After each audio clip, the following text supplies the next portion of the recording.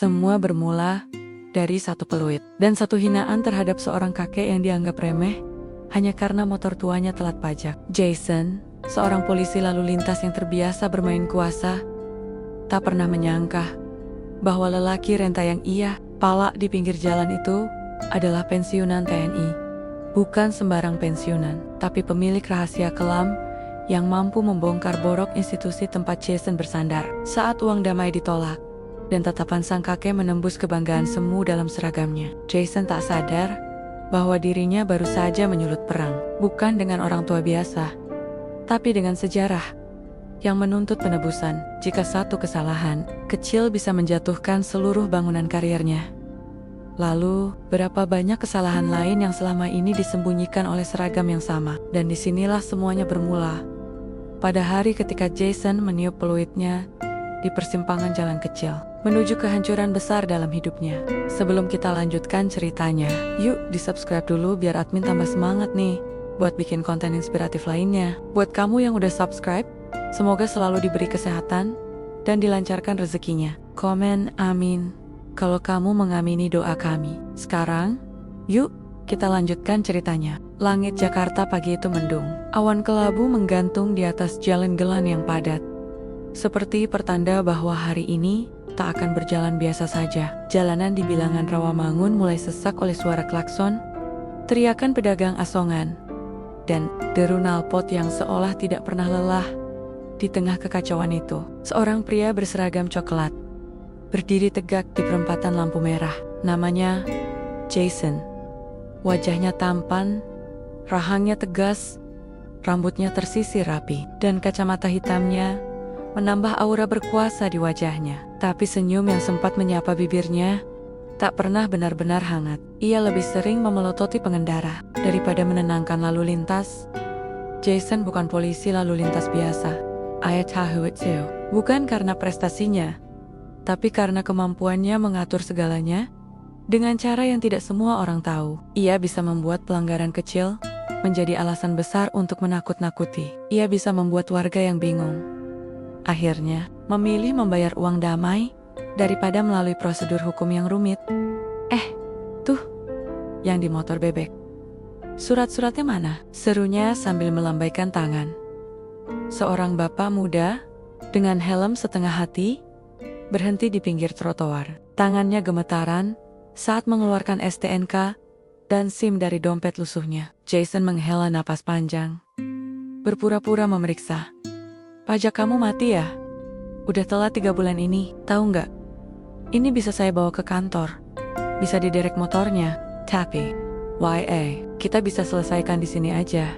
Kalau kamu ngerti maksud saya, ucap Jason datar, tanpa menatap wajah pria itu. Bapak muda itu menunduk. Ia mengangguk pelan dan menyerahkan selembar uang lusuh ke tangan Jason. Jason menerimanya, seolah itu hal paling wajar di dunia. Lalu, ia mempersilakan si bapak pergi, seperti seorang raja memberi ampunan pada rakyat kecil. Jason tersenyum puas. Dalam sehari, ia bisa membawa pulang uang tambahan yang jumlahnya tak kalah dari gajinya sebulan. Ia merasa tak ada yang bisa menyentuhnya. Rekan-rekannya tutup mata. Atasannya justru sering ikut menikmati bagi hasil. Sementara itu, di sudut lain kota, seorang kakek tua mengenakan jaket abu-abu pudar sedang membersihkan kaca spion motornya yang berdebu. Motornya jadul, sudah berkarat di beberapa bagian, tapi masih bisa menyala dengan sekali tendang. Kakek itu bernama Wiryo. Rambutnya sudah putih semua, alisnya tebal, dan wajahnya penuh kerutan. Tapi matanya tajam, sangat tajam. Ada sesuatu dalam tatapannya yang membuat siapapun ingin menunduk. Ia bukan kakek biasa, tapi ia tidak pernah merasa perlu menyombongkan apapun. Bahkan ketika tetangganya memintanya menceritakan masa lalu, ia hanya tersenyum. Sudah lewat masanya. Sekarang, saya cuma orang tua biasa, katanya pelan. Pagi itu, Pak Wiryo berniat mengunjungi cucunya di Matraman. Sudah seminggu ia tidak ke sana, karena sibuk membantu tetangga memperbaiki genteng yang bocor. Motor tuanya dipanaskan. Ia mengenakan helm tua dan memeriksa kembali tas kecil yang berisi bungkusan makanan kesukaan cucunya. Ia tidak menyadari bahwa perjalanan hari ini akan membawanya berhadapan dengan sesuatu yang tak pernah ia kira. Seorang anak muda berseragam yang lupa bahwa kekuasaan itu bukanlah hak, tapi amanah. Jason menatap jam tangannya. Hampir pukul 10 pagi. Biasanya jam segini banyak yang lewat dari arah pasar burung. Banyak mangsa. Gumamnya sambil menyender di pos kecil dengan kipas angin mati dan air mineral yang tinggal separuh.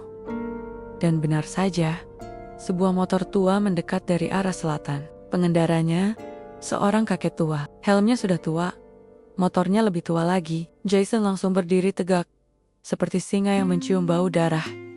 Ia mengangkat tangan. "Berhenti, Pak.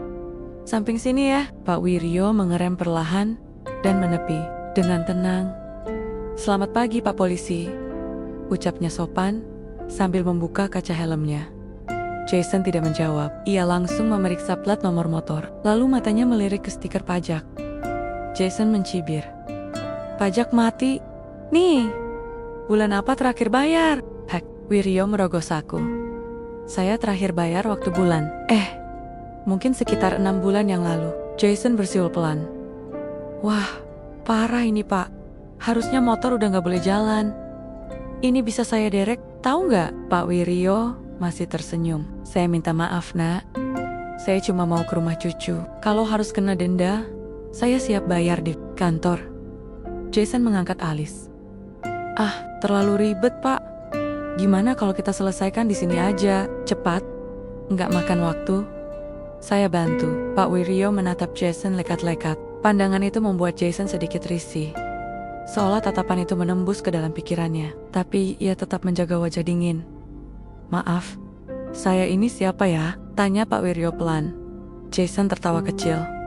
"Bapak pikir saya punya waktu buat tanya silsilah? Udah, kasih aja 200.000. Selesai urusan." Pak Wiryo menunduk sejenak. Lalu, dengan suara tenang, ia menjawab, "Saya nggak akan kasih sepeser pun. Kalau memang mau ditilang, silakan ditilang. Sesuai prosedur. Jangan ajari saya soal hukum, Nak." Kata terakhir itu disampaikan dengan penekanan yang halus, tapi sangat dalam. Jason mendekat. Ia hampir menempelkan wajahnya ke kakek itu. "Saya ini polisi, Pak. Jangan coba ngajarin saya kerja. Bisa saya tahan motor Bapak sekarang juga." Pak Wiryo hanya menarik napas panjang. Tatapannya tak berubah. Tenang. Namun, ia melihat sesuatu di balik Jason. Bukan hanya wajah anak muda yang arogan, tapi seorang manusia yang lupa bahwa suatu hari ia pun akan menjadi tua. Angin berhembus pelan. Langit makin mendung. Lalu lintas masih sibuk seperti biasa. Tapi di sudut tikungan kecil itu, dua sosok berdiri saling menatap. Satu merasa berkuasa. Satu lagi tahu bahwa kuasa sejati bukan di seragam, tapi di hati yang pernah diuji perang dan tak pernah tunduk pada ketidakadilan. Di balik ketenangan Pak Wiryo, ada sesuatu yang mulai tumbuh. Panggilan dari masa lalu untuk berdiri kembali, untuk menegakkan yang benar. Bukan dengan teriakan, tapi dengan bukti dan keberanian.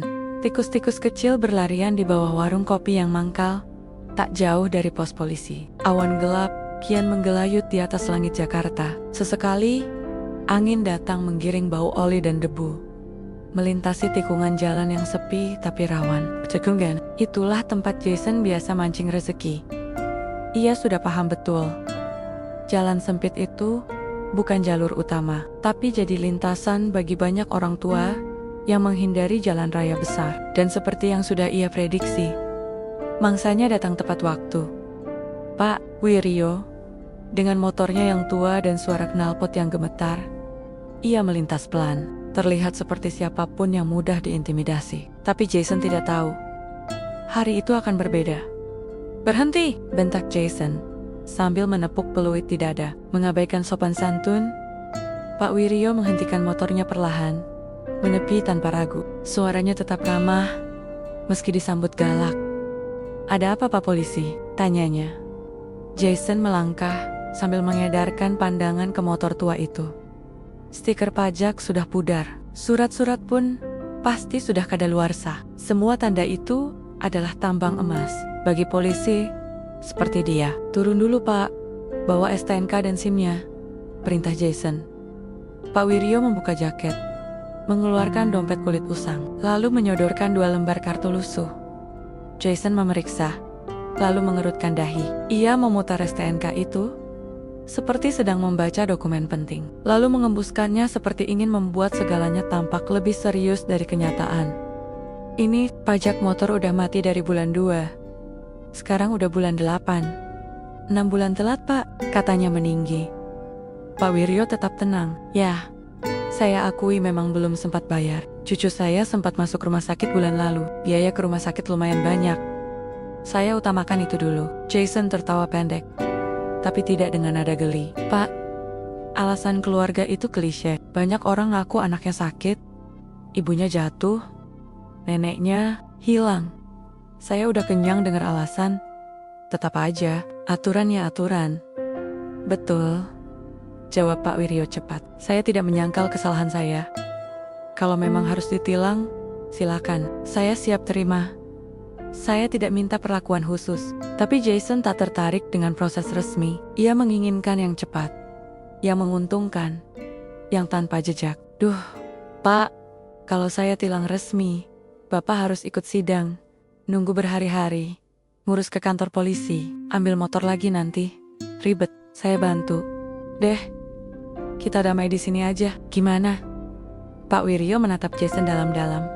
Wajah tuanya tak berubah, tapi ada ketegasan di sorot matanya yang membuat Jason sedikit risih. Maksudnya, bayar langsung ke Bapak? Jason tidak suka kalimat. Terlalu terang, terlalu jujur. Ia merasa disudutkan. Bapak jangan bilang kayak gitu. Saya cuma bantu, supaya nggak ribet. Bapak juga udah tua. Masa mau copek-copek ke pengadilan cuma karena pajak telat? Pak Wiryo menarik napas dalam. EAS Sater sedang berhadapan dengan polisi muda yang belum tahu apa itu kehormatan, yang baru merasa berkuasa karena seragam, yang belum pernah merasakan arti kehilangan demi negara. Ia membuka suara pelan, tapi mantap nak. Saya sudah tua, iya, tapi saya tidak tuli.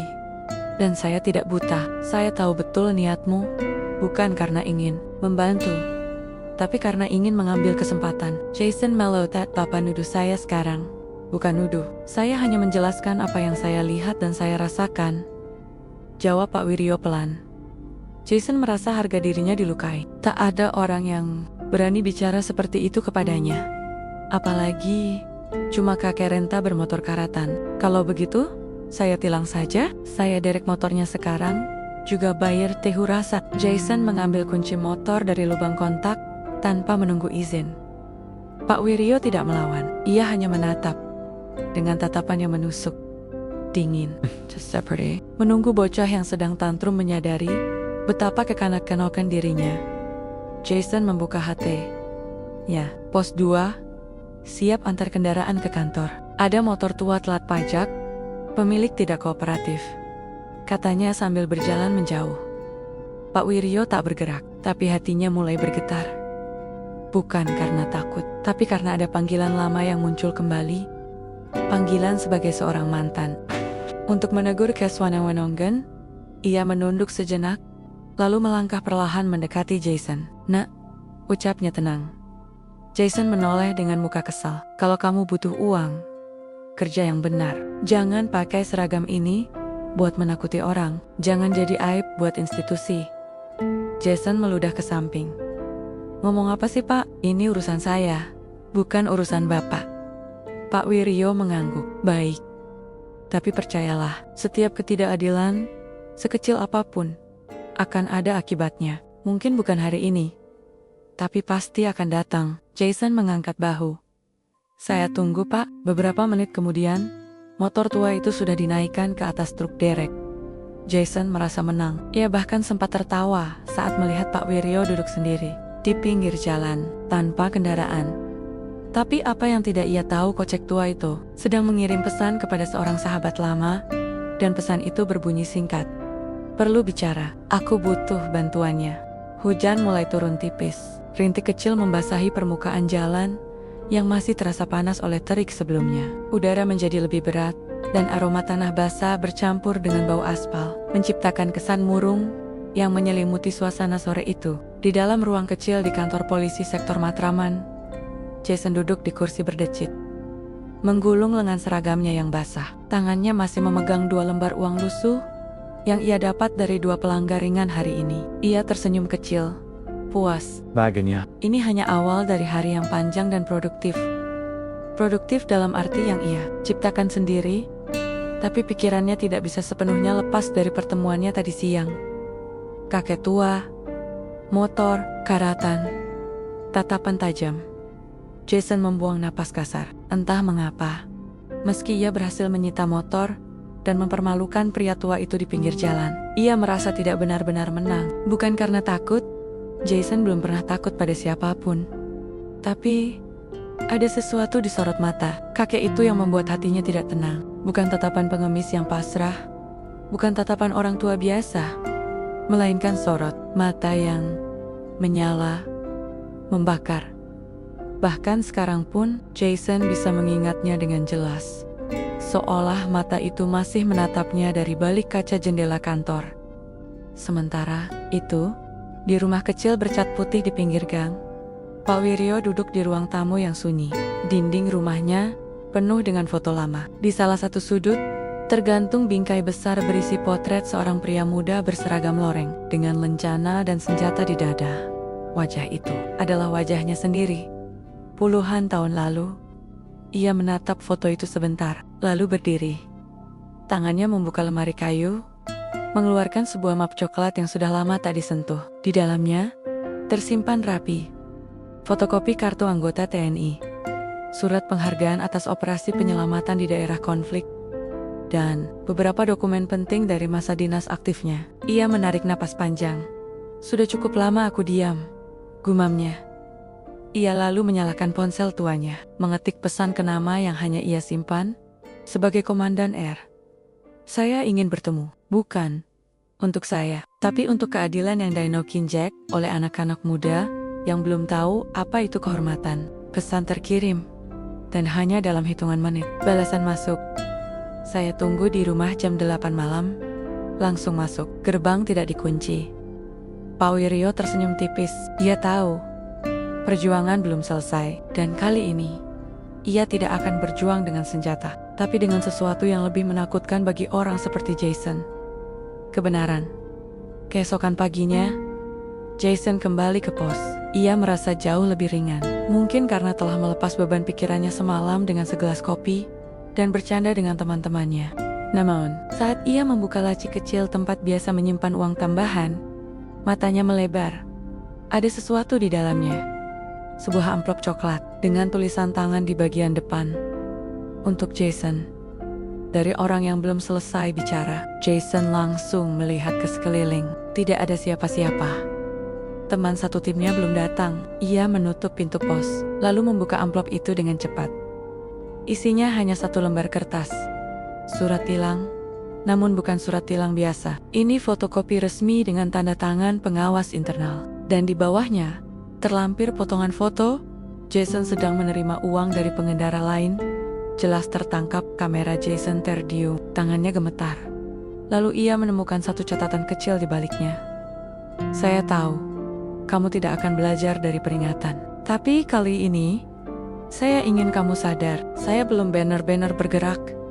Kita masih bisa duduk dan bicara. Tapi kalau kamu tetap merasa seragam membuatmu kebal, maka kamu akan belajar bahwa ada yang lebih kuat dari rasa kuasa. Harga diri. Jason menggenggam kertas itu dengan marah. Siapa dia sebenarnya? Siapa kakek sialan itu? Desisnya. Ia langsung membuka ponsel, menghubungi kenalannya di Samsat. Cek nama pemilik motor nomor sekian, atas nama Wiryo. Kasih gue data lengkapnya. Alamat, KTP, semuanya. Jason merasa perlu mengembalikan kendali. Namun, data yang ia terima membuat darahnya naik ke kepala.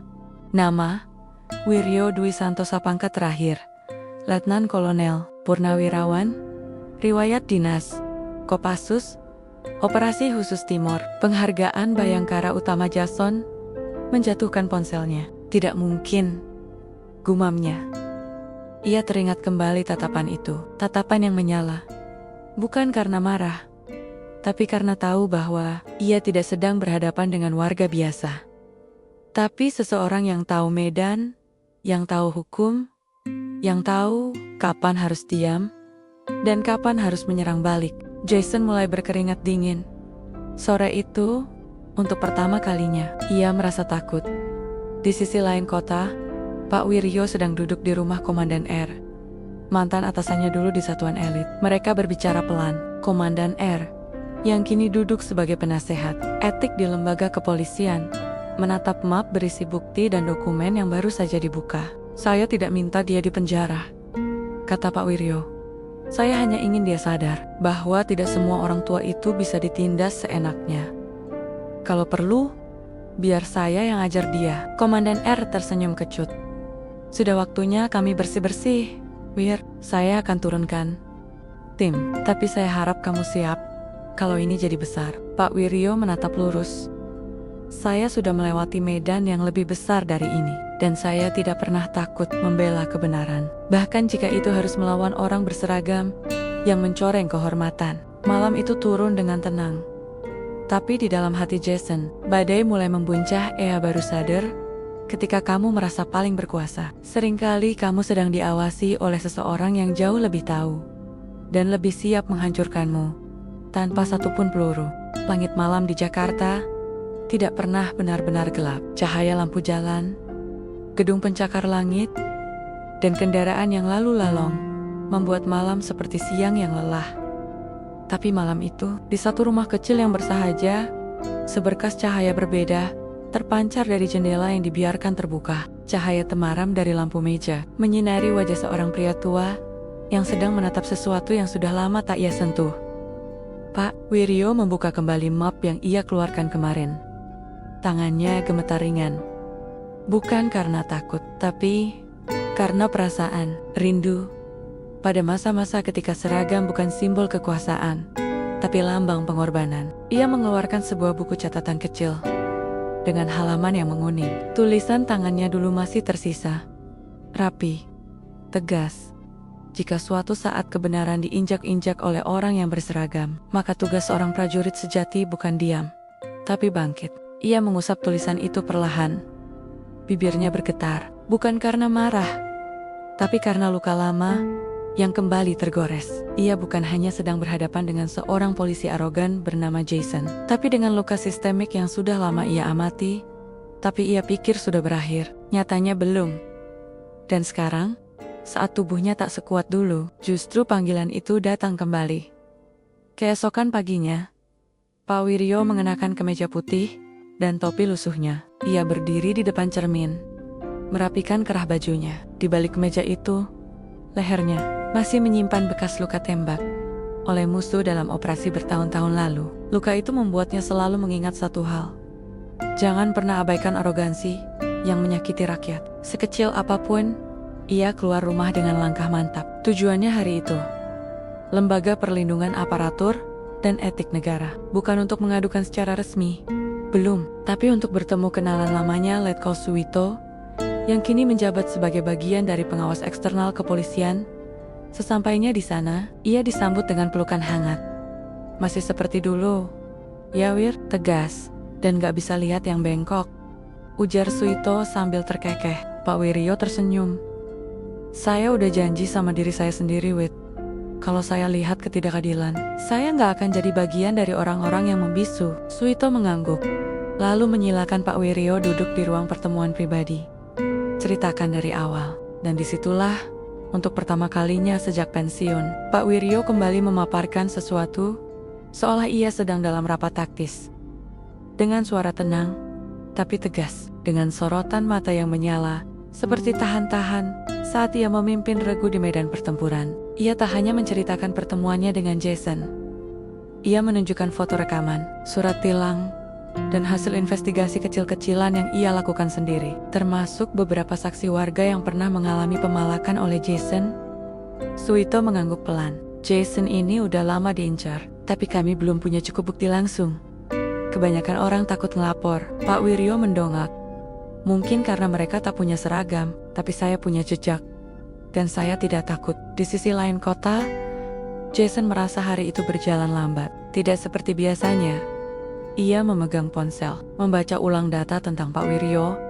Semakin ia menggali, semakin gelisah ia dibuatnya. Foto-foto lama di media online memperlihatkan Pak Wiryo bersalaman dengan pejabat tinggi negara, menerima penghargaan, kehormatan militer, dan bahkan pernah menjadi pembicara di Forum Keamanan Nasional. Jason menelan ludah. Kenapa aku harus ketemu orang kayak dia sih? Gumamnya. Ia merasa mulai dikepung dari berbagai sisi. Ia mendengar desas-desus di kantor tentang pemeriksaan internal. Bahkan seorang teman polisi dari sektor lain sempat berbisik. Lo hati-hati Jas, ada yang lagi cari data soal lo. Senior-senior di atas gerak. Jason tidak tidur malam itu. Ia bolak-balik di tempat tidur, membuka ponsel, menutupnya lagi. Pikiran-pikirannya liar. Ia bahkan sempat terpikir untuk minta maaf langsung pada Pak Wiryo. Tapi egonya terlalu besar. Ia merasa marah, tersinggung, terhina. Bagaimana bisa seorang kakek tua membuatnya seperti anak kecil yang bersalah? Gila, ini cuma soal motor tua. Pajak mati. Masalah sepele, teriaknya sendiri, menghantam meja. Tapi hatinya tahu, ini bukan soal motor, ini soal moral. Dan ia kalah telak di medan itu. 3 hari setelah kunjungannya ke Suito, Pak Wiryo menerima telepon dari salah satu pejabat pengawas disiplin di institusi kepolisian. Mereka berterima kasih atas laporan dan bukti yang sangat solid. Proses investigasi resmi akan dimulai, dan Jason akan dipanggil untuk klarifikasi. Namun sebelum itu, Pak Wiryo ingin bertemu langsung. Ia mengirim pesan singkat ke nomor Jason, yang ia peroleh dari sumber yang tidak sembarangan. Nak Jason, saya tidak ingin musuhi kamu. Saya hanya ingin kita duduk dan bicara. Bukan soal uang, tapi soal harga diri. Saya tunggu kamu di Taman Veteran. Pukul 4 sore. Tak ada jawaban.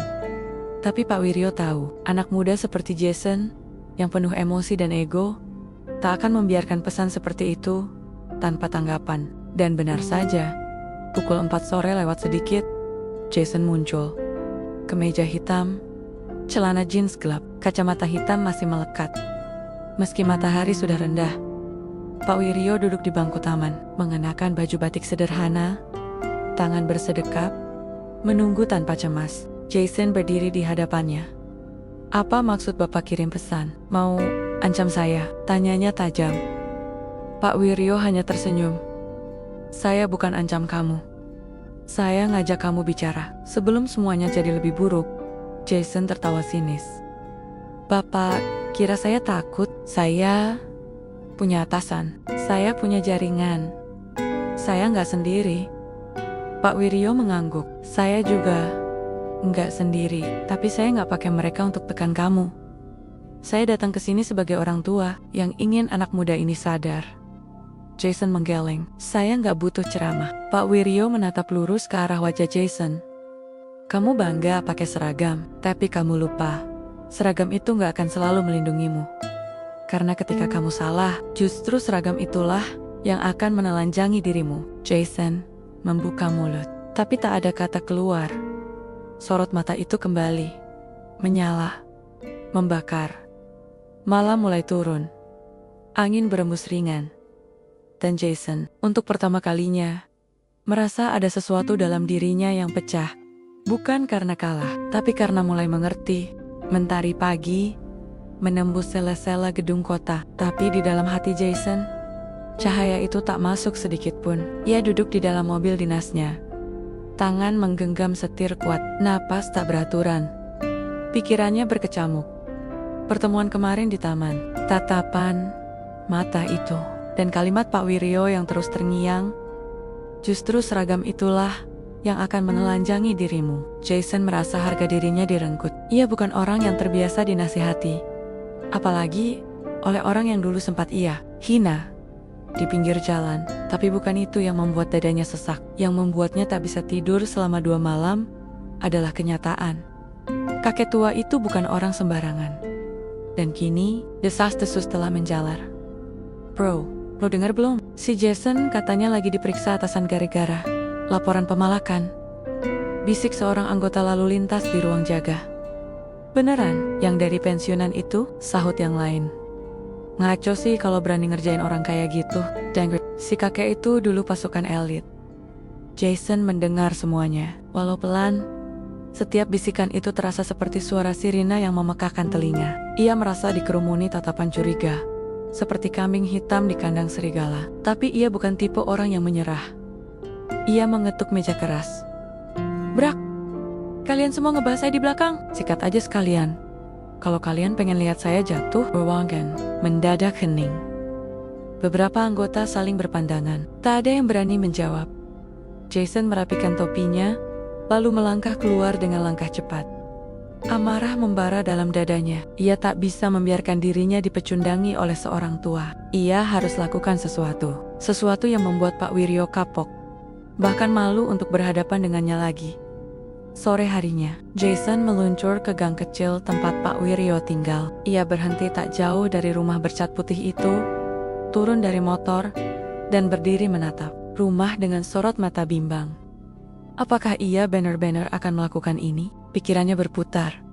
Menyebar gosip ke warga sekitar, menyebarkan informasi palsu bahwa Pak Wiryo pernah menyalahgunakan wewenang saat aktif dulu. Semua itu bisa dilakukan. Ia punya kenalan yang bisa membantu. Tapi sebelum ia bisa memikirkan rencana selanjutnya, seorang anak kecil muncul dari dalam pagar. Om cari kakek Wiryo ya? Tanya si anak polos. Jason terpaku sejenak. Ia tersenyum kaku. Iya.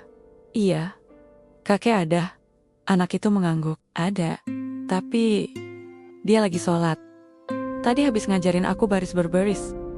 Seru om, kakek kayak tentara betulan. Jason tertunduk sejenak. Tanpa sadar, hatinya terasa digigit sesuatu yang halus dan menyakitkan. Rasa bersalah. Tak lama, pintu rumah terbuka. Pak Wiryo muncul dengan sarung terlipat rapi di tangan. Kemeja putih longgar membalut tubuhnya. Ia berdiri tegak di depan pintu. Tak merah. Tak khawatir. Hanya tenang. Seperti seorang komandan yang menyambut bawahan yang tersesat. Jason, ucapnya pelan. Jason hanya bisa menatap kosong. Ada yang mau kamu sampaikan? Jason meneguk ludah. Saya kesini karena saya nggak bisa tidur. Otak saya kayak terbakar. Semua orang ngomongin saya, bisikin saya. Dan saya ngerasa dijebak sama Bapak. Pak Wiryo menatapnya lekat. Saya tidak menjebak kamu, nak. Kamu menjebak dirimu sendiri dengan cara kamu memperlakukan orang lain. Jason menggeleng keras. Saya cuma ngikutin senior-senior saya. Saya cuma ngelakuin apa yang udah jadi kebiasaan. Saya nggak mulai. Saya cuma meneruskan. Pak Wiryo melangkah mendekat. Saya tahu, tapi ingat ini. Setiap tindakan yang salah, tetap salah. Meski 1000 orang menganggapnya biasa, kebenaran itu nggak bergantung pada jumlah orang yang mempercayainya. Jason menunduk. Hatinya seperti dihantam palu. Tapi egonya belum sepenuhnya luruh. Saya nggak mau dicopot. Saya udah kerja keras masuk kepolisian. Bapak tahu perjuangannya kayak apa. Pak Wiryo mengangguk. Lebih dari yang kamu bayangkan. Ia membuka kantong kecil, mengeluarkan 1 lembar foto. Foto itu menampilkan dirinya, berdiri di antara tumpukan bangunan hancur, memegang senjata dengan luka di kaki. Saya hampir mati, nak. Demi negeri ini, tapi bukan itu yang bikin saya merasa punya kehormatan. Yang bikin saya bangga adalah ketika saya bisa pakai seragam ini untuk melindungi, bukan menindas. Jason mengambil foto itu, menatapnya lama. Kalau saya minta maaf, masih bisa diperbaiki. Pak Wiryo diam, lalu menggelang. Pelan, permintaan maaf yang tulus. Tidak selalu memperbaiki keadaan, tapi itu langkah pertama untuk menyelamatkan jiwamu sendiri. Jason merasa tenggorokannya tercekat. Ia menunduk. Untuk pertama kalinya dalam hidup, ia ingin menangis. Bukan karena kalah, tapi karena sadar. Ia telah mengkhianati dirinya sendiri. Pak Wiryo menepuk bahunya pelan.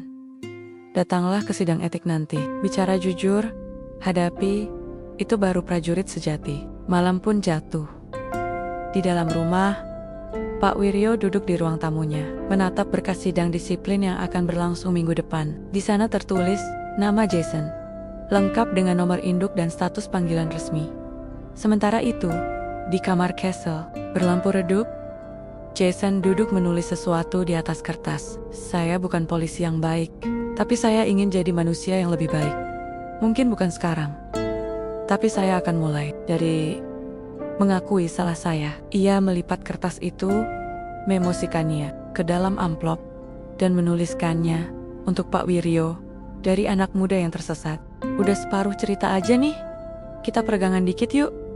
Biar nggak terlalu sepaneng, coba tangan di bawah dagu. Hadapkan kepala ke atas selama 8 detik, terus ke kiri, ke kanan, bawah. Kalau udah, yuk kita lanjut ceritanya lagi. Tapi kamu harus subscribe dulu kalau belum subscribe, karena subscribe-mu menambah semangat admin untuk membuat cerita-cerita inspiratif lainnya. Nah, sekarang mari kita lanjutkan ceritanya. Hari itu, langit tak lagi cerah. Seperti biasa, Jakarta seolah tahu bahwa pagi ini ada seseorang yang akan kehilangan segalanya, atau justru menemukan kembali siapa dirinya yang sesungguhnya. Jason berdiri di depan cermin kecil dalam kamar dinasnya. Seragamnya masih rapi, rambutnya tersisir, sepatu mengilap, tapi yang tak bisa ia rapikan adalah wajahnya sendiri. Mata itu lelah, rahangnya mengeras, seperti menahan sesuatu yang terlalu lama dipendam. Hari ini, ia akan menjalani sidang etik. Namanya tercantum di surat pemanggilan resmi sebagai terperiksa dalam dugaan penyalahgunaan wewenang dan pemalakan terhadap warga sipil. Di dalam berkas itu, ada bukti, ada saksi, dan yang paling membuatnya gentar, ada nama pelapor yang membuatnya tak bisa tidur semalaman. Letnan Kolonel Purn Wiryo Dwi Santosa. Ruang sidang disiplin di lantai 2, Mapolda terasa mencekam. Para petugas duduk dalam formasi rapi. Beberapa pejabat senior hadir sebagai panel etik. Kamera pengawas menyala. Semuanya resmi. Semuanya nyata. Jason duduk di kursi tengah. Di hadapannya ada 5 orang penguji. Di belakang, beberapa anggota kepolisian lain turut hadir sebagai pengamat. Termasuk Pak Wiryo yang duduk tenang di bangku barisan belakang. Tidak menunduk, tidak menyombong. Hanya mengamati, seperti seorang ayah menunggu keputusan untuk anaknya. Ketua sidang membuka pembicaraan. Saudara Jason, Anda dipanggil dalam perkara dugaan pemerasan dan pelanggaran kode etik. Bukti visual sudah dikaji. Kami juga menerima laporan dari warga sipil bernama Wiryo Dwi Santosa. Kami beri Anda kesempatan untuk menyampaikan pembelaan. Jason berdiri, suaranya serak. Yang mulia panel etik, Ia berhenti sejenak, menatap para panel. Lalu, matanya beralih ke belakang, ke arah Pak Wiryo. Dan untuk pertama kalinya, dalam hidupnya sebagai polisi, Jason membungkukkan badan dalam-dalam. Saya akui semua kesalahan saya, ucapnya lirih. Suara itu pelan, tapi seluruh ruangan mendadak hening. Saya melakukan tindakan yang mencederai kehormatan seragam. Saya dulu menganggap uang damai adalah hal biasa. Karena saya tumbuh di lingkungan yang menganggap itu wajar. Tapi saya salah. Sangat salah. Ia melanjutkan, dengan suara yang perlahan mulai gemetar. Ketika saya memalak Pak Wiryo, saya tidak tahu siapa beliau. Tapi bahkan kalaupun beliau orang biasa, saya tetap salah. Ia menghela napas, menatap lantai. Saya tak akan mencari alasan. Saya siap menerima konsekuensi. Karena kalau hari ini saya tak dihukum, saya akan jadi aib yang lebih besar bagi institusi ini. Beberapa panel penguji terdiam cukup lama sebelum mengajukan pertanyaan. Jason menjawab semua dengan jujur, tanpa berusaha mempercantik kisahnya. Ia bahkan mengungkap beberapa praktik yang ia lakukan dan melibatkan dirinya sendiri. Tanpa menyebut rekan lain, tanpa menyeret siapapun, ia hanya ingin menyucikan dirinya sendiri, bukan menghancurkan orang lain. Setelah hampir 1 jam sidang berjalan, ketua panel akhirnya berbicara. Kami akan bermusyawarah untuk mengambil keputusan. Saudara Jason, dimohon meninggalkan ruangan. Jason berdiri, menunduk, sopan, lalu melangkah pelan keluar ruang sidang. Tapi sebelum ia benar-benar keluar, sebuah suara menghentikannya. Jason, ia menoleh. Pak Wiryo berdiri dari kursinya. Wajahnya masih tenang, tapi ada sorot haru yang dalam. Kamu masih muda, tapi keputusanmu hari ini, tidak semua orang bisa melakukannya. Saya bangga. Jason tidak bisa berkata apa-apa. Dadanya sesak. Ia hanya mengangguk, lalu berjalan pergi. 2 hari kemudian, surat keputusan dikeluarkan. Jason dinyatakan melanggar kode etik berat, dikenai skor selama 6 bulan dari lapangan Don 2 Jipken. Mengikuti program pembinaan karakter integritas yang diawasi langsung oleh lembaga independen. Ia tidak dipecat karena pengakuan jujurnya dan sikap kooperatif yang langka. Sebagian orang mencibir, sebagian lagi mengacuhkan. Tapi ada satu surat yang membuat Jason menangis. Diam-diam di malam hari, amplop itu datang dari rumah kecil di pinggir gang. Isinya hanya secarik kertas dan satu foto. Jason, kadang, Tuhan memukul bukan untuk menghancurkan, tapi untuk menyadarkan, saya tahu hari-harimu ke depan tidak akan mudah. Tapi ingat, kamu baru saja memulai langkah sebagai manusia seutuhnya. Langkah pertama adalah yang paling berat, tapi juga paling penting. Tidak semua orang punya kesempatan kedua. Gunakan ini sebaik mungkin. Foto yang disertakan adalah potret lama. Pak Wiryo muda, berseragam penuh lumpur, tersenyum di tengah reruntuhan bangunan. Di belakangnya ada 2 anak kecil berlari membawa bendera merah putih. Jason memeluk foto itu, dan untuk pertama kalinya, ia menangis bukan karena takut, tapi karena sadar bahwa kehormatan tidak ditentukan oleh pangkat, jabatan, atau seragam, melainkan oleh keberanian untuk mengakui bahwa selama ini ia telah menyimpang. Dan kini, ia ingin pulang ke jalan yang benar. Bab ini menjadi awal dari kehancuran ego dan bangkitnya kembali nurani seorang manusia. Puncak konflik baru saja mulai. Di bab selanjutnya, masa lalu Pak Wiryo akan dikuak sepenuhnya. Dan Jason mulai mengetahui sesuatu yang jauh lebih besar yang selama ini tersembunyi. Jason menatap surat keputusan skors di tangannya. 6 bulan, mungkin bagi sebagian orang itu hukuman yang ringan, tapi bagi dirinya ini lebih dari cukup untuk merontokkan semua kebanggaan yang ia bangun dengan susah payah. Semua pencitraan, semua reputasi runtuh dalam sekejap.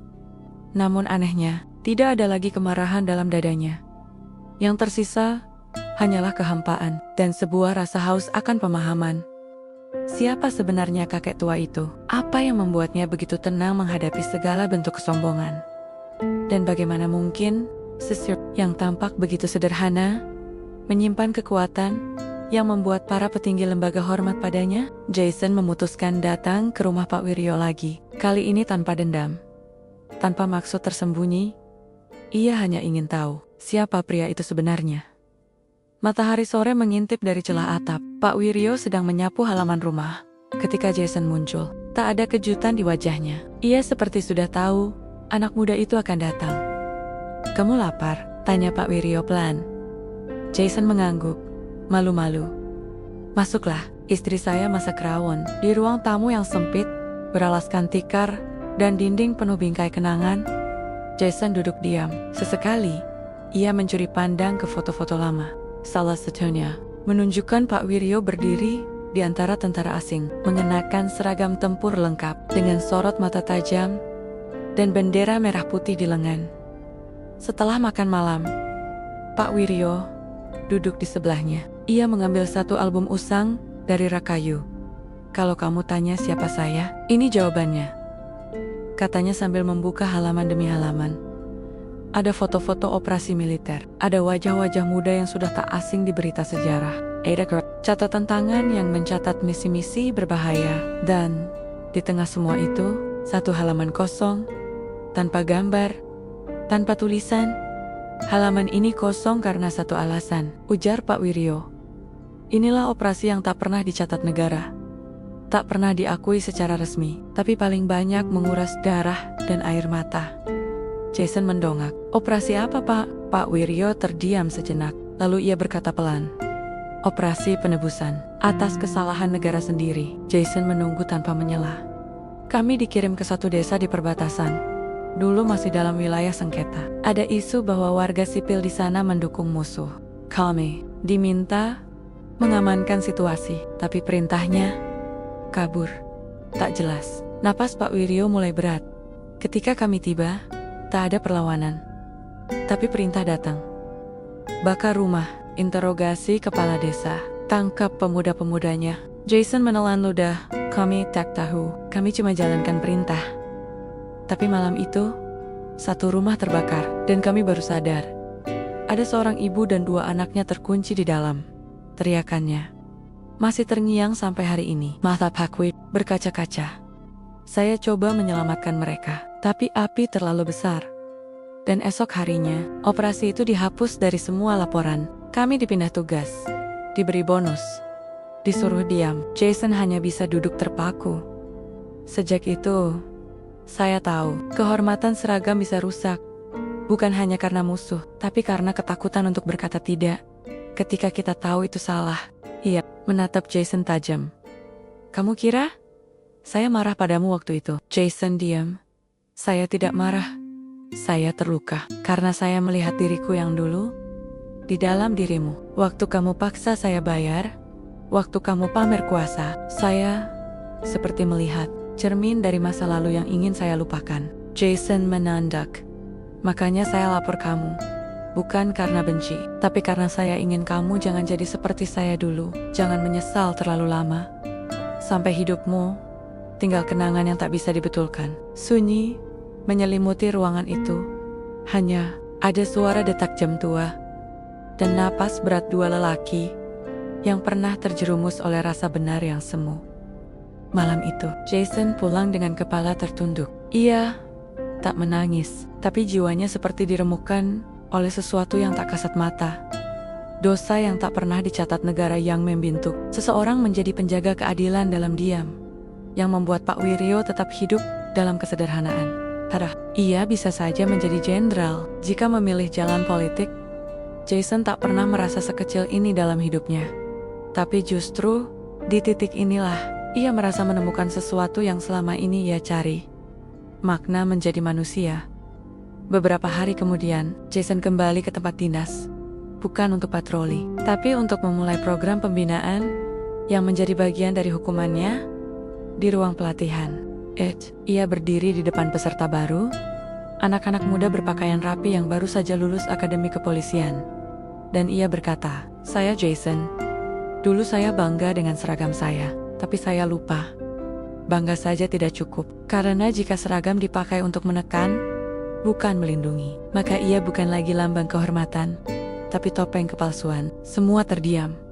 Jason melanjutkan, "Saya belajar itu dari seseorang yang tidak perlu lagi pakai seragam, tapi seluruh hidupnya adalah kehormatan itu sendiri." Di sisi lain kota, Pak Wiryo duduk di teras rumahnya, memandang langit senja. Ia tahu, sebagian luka takkan pernah bisa sembuh. Tapi ia juga tahu, jika satu jiwa bisa diselamatkan dari jalan gelap karena kejujuran, maka seluruh luka itu tak sosial. Dan malam itu, untuk pertama kalinya, ia tidur dengan senyum yang tenang. Bukan karena semua sudah selesai, tapi karena akhirnya ia berhasil menyelamatkan satu anak muda dari bayang-bayang masa lalunya sendiri. Angin siang di Jakarta biasanya hanya datang untuk lewat, tak pernah menetap. Tapi hari itu, ada yang berbeda di pos jaga Jalan Kramat Raya. Udara terasa berat, bukan karena panas atau polusi, tapi karena bisik-bisik yang mulai tumbuh menjadi badai di dalam institusi itu sendiri.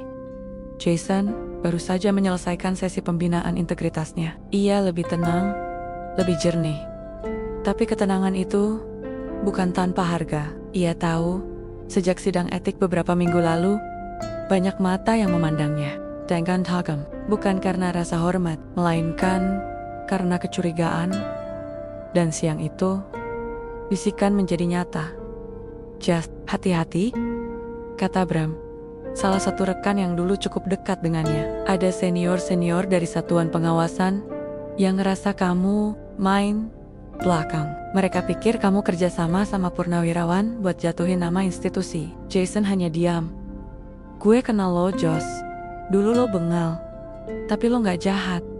Tapi mereka beda. Lo udah gores gengsi mereka." Jason mengangguk pelan. Makasih Bram. Gue ngerti risikonya, tapi gue gak mau balik ke cara lama. Bram menatapnya lekat-lekat. Lo bisa mati pelan-pelan, Jess. Serius. Dan seperti ramalan, malam itu sebuah pesan misterius muncul di ponsel Jason.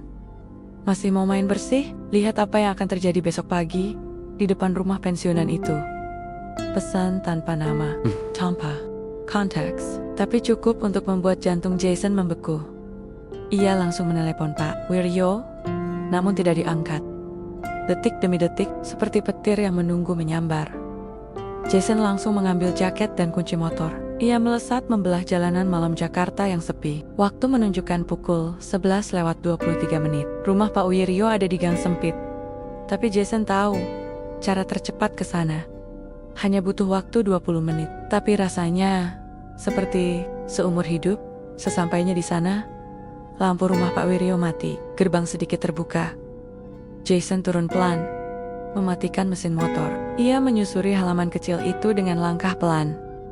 Jantungnya berdegup seperti genderang perang. Ia mengintip ke dalam. Kosong. Sunyi. Lalu, bau menyengat menyentuh hidungnya. Asap. Jason menoleh cepat ke arah garasi kecil di belakang rumah. Api kecil mulai muncul dari tumpukan kardus di pojok ruangan. Bukan api besar, tapi cukup untuk membakar rumah itu jika tidak segera dihentikan. Pak Wiryo, teriaknya.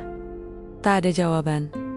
Jason mendobrak pintu belakang dan mendapati Pak Wiryo tertidur di kamar, masih mengenakan pakaian salat Isya. Tanpa pikir panjang, Jason menyeret ember dari dapur, menyiram api sebelum merambat lebih jauh. Dalam waktu 10 menit, api padam.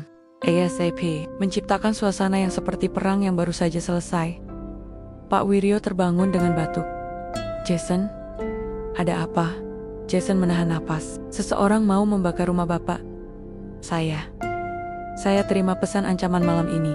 Hak. Wiryo menatapnya lama, matanya tetap tajam. Tapi kali ini ada kekhawatiran. Bukan untuk dirinya, tapi untuk Jason. Kamu harus berhenti datang ke sini kalau kamu mau selamat, katanya pelan. Jason menggeleng. Saya nggak bisa, Pak. Saya yang mulai. Saya juga yang harus jagain ini sampai tuntas. Malam itu, mereka duduk berdua di teras. Bau arang masih tercium samar. Bintang-bintang mengintip malu di balik awan Jakarta yang tebal.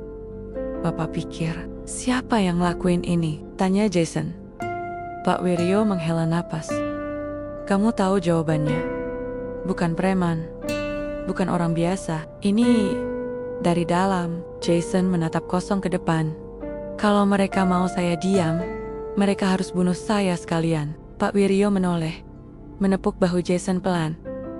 Kalau begitu, kamu harus tahu siapa kawan dan siapa musuhmu. Esok harinya, Jason menghadap salah satu pejabat senior pengawas internal, AKBP Arif Rahman. Sosok yang terkenal netral dan jujur. Ia memutuskan tak bisa lagi diam. Ia menunjukkan pesan ancaman, bukti kebakaran, dan kronologi malam itu. Arif terdiam lama. Ini bisa jadi bom, Jason, katanya pelan. Kalau saya tindak lanjuti, beberapa nama besar bisa ikut jatuh. Dan kamu akan jadi target sepenuhnya. Jason menatapnya penuh tekad. Saya nggak minta perlindungan. Saya cuma nggak mau sistem ini terus membusuk. Arif menatap Jason lama, lalu berdiri. Kalau begitu, mari kita bersihkan bersama-sama. Tapi ingat, bersihkan bukan berarti hancurkan. Kamu harus tetap waras, Jas. Sementara itu di tempat lain, seseorang mengetik cepat di ponsel. Jason mulai bergerak. Laporan akan sampai ke pengawas pusat. Rencana B perlu dijalankan. Eliminasi? Bukan. Bikin dia terlihat gila. Diskreditkan. Hancurkan kredibilitasnya. Beberapa hari kemudian, beredar rekaman editan Jason sedang memalak pengendara. Padahal itu rekaman lama, sebelum sidang etik. Ada narasi jahat yang dibangun. Ternyata Jason hanya pura-pura tobat. Ia menyusup untuk menjatuhkan sistem. Nama Jason kembali menghiasi grup-grup internal. Kali ini bukan karena sidang etik, tapi karena tuduhan pengkhianat. Beberapa rekan mulai menjauh. Ada yang mencibir langsung. Namun Jason hanya diam. Ia tahu ini akan terjadi. Dan ia tahu ini adalah Harga dari berdiri di sisi yang benar. Di tengah badai, Pak Wiryo, yang juga melihat berita itu, hanya menatap layar TV lama di ruang tamu. Wajahnya dingin. Iblis terakhir bukanlah yang memukul, gumamnya, tapi yang menyebar keraguan. Dalam sunyi ia berdiri, mengenakan sepatu belt lamanya, mengambil map coklat yang telah bertahan-tahan disimpan. Isinya bukan sekadar kenangan, tapi dokumen rahasia dari masa dinasnya yang tidak pernah ia serahkan ke negara. Dokumen tentang operasi hitam, dokumen yang bisa mengguncang sistem. Sudah cukup, ucapnya. Kali ini, bukan hanya Jason yang akan berdiri. Bab ini berakhir dalam dentingan ketegangan yang luar biasa. Jason terpoyak, Pak Wiryo bangkit, dan seluruh sistem mulai goyah. Akan terbongkar bukan hanya perilaku Jason di masa lalu, tapi dosa besar yang telah lama dikubur oleh mereka yang merasa tak tersentuh. Gedung Kejaksaan Tinggi siang itu terlihat biasa dari luar, tapi di dalam ada sesuatu yang tidak biasa sedang dipersiapkan. Sebuah ruangan khusus telah disiapkan atas permintaan dari seorang tokoh tak resmi, namun memiliki jejak sejarah yang tak bisa diabaikan. Pak Wiryo duduk diam di ruang tunggu yang diselimuti aroma kayu tua. Di tangannya, map coklat yang telah disimpannya selama puluhan tahun. Di dalam map itu, bukan hanya catatan, tapi luka yang belum pernah dibuka kembali. Sementara itu, Jason berjalan bolak-balik di luar ruang sidang internal kepolisian. Wajahnya lebih kurus dari sebulan lalu, matanya sayu, tapi tekadnya tak luntur. Serangan terhadap dirinya semakin membabi buta, reputasinya dihancurkan. Narasi-narasi jahat dibentuk, tapi ia tetap berdiri sebab ia tahu. Di balik semua itu, ada sesuatu yang lebih besar dari dirinya sendiri. Kembali ke gedung kejaksaan. Letnan Kolonel Purn Wiryo menyerahkan map itu langsung ke salah satu pejabat investigasi khusus, Jaksa Utama Rizal, pria berdarah dingin yang dikenal tak bisa disuap. Rizal membuka map itu perlahan, membaca dengan seksama. Alisnya mulai mengernyit. Lalu matanya melebar. Apa ini valid? Tanyanya pelan. Pak Wiryo mengangguk. Itu laporan asli, operasi khusus. Tahun itu tidak pernah dimasukkan dalam catatan militer resmi. Karena itu, banyak yang selamat dari pengadilan. Rizal terdiam. Di dalam dokumen itu tertera nama-nama tokoh tinggi yang kini masih aktif di jabatan strategis, Kepala Divisi, jenderal yang sudah masuk politik, bahkan salah satu tokoh senior dalam pengawasan kepolisian. Dan Anda menyerahkan ini. Kenapa? Pak Wiryo menarik napas dalam.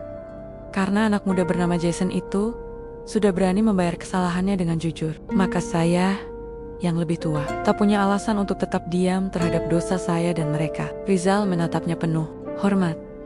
Ini bisa mengguncang fondasi lembaga, Pak. Pak Wiryo tersenyum tipis. Lebih baik fondasi goyah karena kebenaran daripada berdiri kokoh di atas kebusukan. Berita tentang dokumen tersebut belum keluar ke publik. Namun aroma bahaya mulai tercium. Salah satu nama dalam dokumen itu, Komisaris Besar Purn Damar Satya, segera mengadakan pertemuan rahasia dengan beberapa koleganya. Kalau Wiryo bicara, kita semua selesai. Termasuk kamu, Nurdin, bentaknya ke salah satu mantan perwira yang kini menjabat sebagai penasihat kementerian kita bisa taken. Jackson. Bisa main ke media. Kita punya banyak orang. Tidak cukup, ujar Damar. Kita harus lumpuhkan pusatnya. Jason, dan kalau bisa, Wiryo juga. Sebelum ini jadi arus yang tak terbendung. Sore itu, Jason menerima pesan dari nomor tak dikenal. Berhenti. Sekarang, kami tahu rumah orang tuamu, alamat kekasihmu, dan setiap gerakanmu. Jason tak bereaksi berlebihan. Ia hanya menatap ponsel itu, lalu menghapus pesan. Ia tahu ini ujian, tapi kali ini, ia tak sendiri. Pak Wiryo juga telah bicara, dan sesuatu yang tak bisa dihentikan sudah mulai mengalir. Kebenaran. Beberapa hari kemudian, media sosial tiba-tiba diguncang dengan unggahan anonim, potongan laporan rahasia operasi militer puluhan tahun lalu, dengan highlight pada nama-nama penting. Meski hanya secuil, efeknya seperti bom. Dosa seragam menjadi trending. Berita utama mulai memuat pertanyaan. Benarkah ada operasi militer rahasia yang menelan korban sipil dan tak pernah diakui negara? Apakah ada oknum aktif saat ini yang terlibat masa lalu kelam? Dan di tengah badai itu, nama Jason mulai bersih kembali. Jason dipanggil ke Komisi Kepolisian Nasional sebagai saksi tambahan. Ruang sidangnya jauh lebih besar dari sidang etik biasa. Kali ini, semua wartawan tidak diperkenankan masuk, tapi di luar gedung. Massa sudah mulai berkumpul. Beberapa pendukung keadilan membawa poster bertuliskan, "Jangan lagi lindungi seragam yang membusuk. Kami tidak butuh pahlawan. Kami butuh kejujuran." Saat Jason memasuki ruang itu, sorotan kamera internal mengarah padanya. Wajah-wajah pengawas tinggi menatapnya datar. Menunggu, apakah anak muda ini akan mengungkap semuanya? Atau kembali tunduk saudara Jason? Anda mengetahui bahwa laporan dari Purnawirawan Wiryo telah memicu reaksi nasional. Kami menduga Anda juga mengetahui sejumlah hal penting terkait praktik internal selama Anda bertugas. Apakah Anda siap memberikan keterangan di bawah sumpah? Jason menarik napas panjang, lalu mengangguk. "Saya siap." Satu persatu, Jason buka suara. Bukan dengan nada dendam, tapi dengan kesadaran bahwa mulut yang memilih diam sama bersalahnya dengan tangan yang menyiksa. Ia menyebut beberapa sistem pemalakan yang tak tertulis, bagaimana atasan diam saja saat praktik itu berjalan, dan bagaimana budaya loyalitas seringkali dijadikan dalih untuk menutupi kejahatan. Ia bahkan menyebut beberapa senior yang ternyata masuk dalam dokumen Pak Wiryo. Para penguji hanya diam, tapi wajah mereka tegang. Setelah 4 jam pemeriksaan, Jason keluar dari ruang sidang. Di luar, Pak Wiryo sudah menunggunya. Keduanya hanya saling pandang, tak perlu kata-kata. Jason mengangguk pelan. Pak Wiryo menjawab dengan senyum kecil. Di belakang mereka, arus besar perubahan mulai bergerak, bukan karena reformasi, tapi karena dua manusia yang berani menanggung risiko dari kebenaran. Namun cerita belum selesai. Malam itu, rumah Pak Wiryo diserang lagi. Kali ini, bukan dengan api, melainkan dengan lemparan batu bertuliskan, "Pengkhianat negara, Diametau, kami habisi." Pak Wiryo tidak bereaksi. Ia hanya duduk di ruang tamu, menatap jendela yang retak. Jason datang tidak lama kemudian. Mereka ketakutan, ucap Pak Wiryo lirih. Ya, karena mereka tahu, bayangan masa lalu tak bisa selamanya. Dekober. Pagi itu, udara terasa lebih tajam dari biasanya. Jakarta mendung, seolah menahan hujan demi satu hari yang akan tertulis dalam lembar akhir hidup dua lelaki dari dua generasi. Satu dari masa lalu yang tertindas oleh perintah gelap, dan satu dari masa kini yang mencoba menyalakan lentera. Dalam lorong seragam yang pengap, Jason menatap cermin untuk terakhir kalinya sebelum keluar rumah. Kali ini, ia mengenakan seragam. Tapi bukan untuk patroli, bukan untuk razia.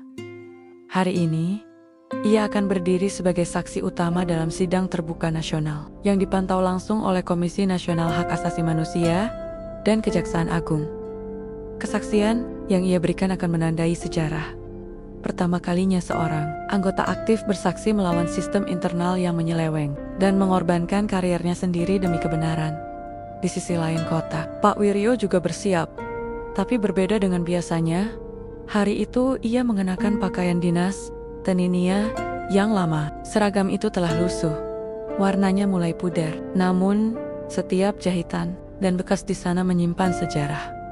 Bukan hanya peperangan fisik, tapi juga peperangan batin yang tak pernah tercatat di buku manapun. Ia melipat bendera merah putih kecil dan menyelipkannya ke dalam saku dadanya. Lalu ia mengambil map terakhir yang ia simpan. Dokumen paling rahasia, satu bukti penting yang selama ini tak pernah ia serahkan. Karena jika keluar, itu akan menghancurkan banyak nama besar yang selama ini dilindungi kekuasaan di gedung sidang nasional. Ruangan sudah penuh. Wartawan, aktivis, perwakilan lembaga, dan bahkan perwira tinggi dari berbagai institusi. Kamera televisi dipasang di tiap sudut. Siaran langsung mulai ditayangkan ke seluruh negeri. Semua menanti. Lalu, pintu terbuka. Jason masuk lebih dulu. Langkahnya pelan, tapi tegak. Di wajahnya tak ada kebencian, hanya keteguhan. Serat matanya mengingatkan pada seorang pemuda yang telah melihat sisi tergelap dari dunia seragam, namun memilih tetap berdiri, bukan berlutut. Beberapa menit kemudian, pintu kembali terbuka. Pak Wiryo melangkah masuk. Dan untuk pertama kalinya dalam hidup Jason, ia melihat bagaimana ruangan yang penuh dengan para petinggi dan pejabat itu berdiri satu persatu, memberi hormat, bukan karena pangkat, tapi karena hormat pada keberanian yang tak semua orang sanggup miliki. Pak Wiryo membalas dengan hormat ringan, dan hari itu dimulai. Kesaksian demi kesaksian bergulir. Jason menceritakan dari awal bagaimana budaya uang damai diturunkan secara diam-diam, bagaimana senior membiarkan itu terjadi, dan bagaimana ketika ia mencoba keluar, justru ia dihancurkan secara sistematis. Ia bahkan menunjukkan bukti pesan ancaman, rekaman rekayasa, dan jejak transaksi bawah tangan yang sempat ia dapatkan. Dari telepon genggamnya, semua mata tertuju padanya. Lalu giliran Pak Wiryo. Ia membuka map terakhir itu dan mengeluarkan satu lembar surat rahasia berstempel khusus. Surat itu memuat nama misi khusus di masa lalu, lengkap dengan inisial perintah, nama korban, dan keterlibatan beberapa tokoh besar yang kini duduk di bangku pemerintahan dan lembaga hukum. Ini bukan pembalasan, katanya tegas. Ini pengakuan. Ia bercerita tentang bagaimana ia pernah menutup mata terhadap perintah salah, bagaimana ia diam demi karier, dan bagaimana diam itu telah membunuh lebih banyak orang daripada peluru. Saya tahu, saya tidak akan hidup selamanya, tapi sebelum saya pergi, saya ingin seragam ini kembali dimaknai sebagai pelindung, bukan penindas. Tangis pelan terdengar dari barisan belakang. Beberapa hadirin menyeka air mata. Dan di antara mereka, ada seorang wanita paruh baya, putri dari korban operasi rahasia yang Pak Wiryo maksud. Ia berdiri, lalu memeluk Pak Wiryo di tengah sidang. Ayah saya tidak bisa pulang, tapi saya bisa berdamai. Karena Anda bicara hari ini. Pak Wiryo tak berkata apa-apa, tapi matanya basah. Setelah sidang usai, media menyerbu. Tapi baik Jason maupun Pak Wiryo memilih diam. Mereka sudah bicara cukup banyak. Dan kini, waktunya membiarkan kebenaran bekerja. 2 minggu kemudian, keputusan dijatuhkan. Beberapa tokoh besar dicopot. Beberapa diusut lebih lanjut. Ada tekanan besar. Ada reaksi keras. Tapi yang terpenting, pintu telah terbuka. Untuk pertama kalinya, publik melihat bahwa bukan semua seragam itu buruk, dan bukan semua kritik berarti pengkhianatan. Jason menerima keputusan akhir dari institusinya, diberhentikan secara hormat dari tugas lapangan, namun tetap diakui sebagai pembicara integritas internal secara resmi. Ia tak lagi menjadi polisi di Jalan Raya, tapi ia kini menjadi suara untuk reformasi dari dalam.